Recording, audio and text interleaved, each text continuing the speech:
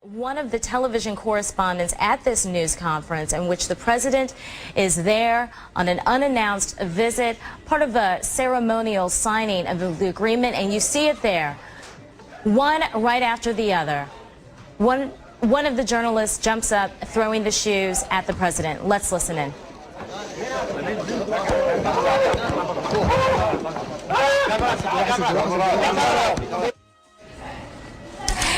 And we have been looking at video that just arrived here a few moments ago, video of a news conference with President Bush and Prime Minister Nouri al-Maliki as they talked about their signing of this agreement, the Status of Forces Agreement and Strategic Agreement. Let's listen in to the reaction.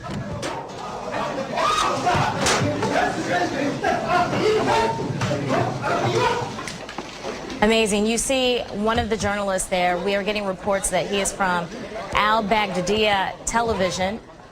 A correspondent at this press conference reportedly says this is the end, makes the statement, this is the end, just before throwing the shoes. Patty Colhane joins us now live from the White House. Patty?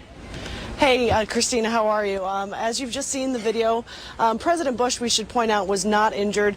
As you saw, the shoes sailed over his head. And I'm just going to ask if we could switch the monitor real quick so I can see what you're seeing.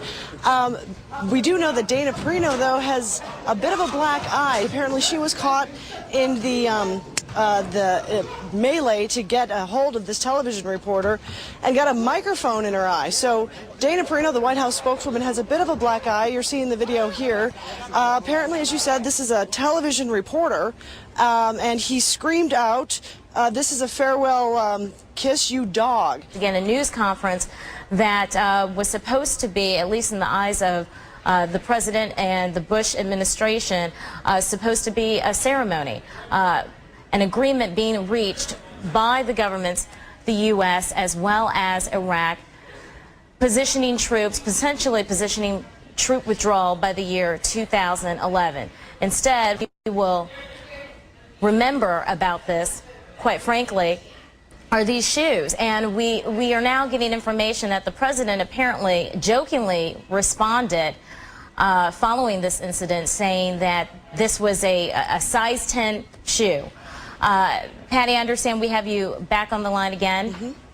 Yeah, the president really did joke about this. He said, all I can tell you is it's a size 10, and then continued to take questions. Right before this incident, he had talked about this agreement, the Status of Forces Agreement that you mentioned, that he flew into Baghdad to celebrate, saying that it shows that Iraq and the U.S. are now on solid footing.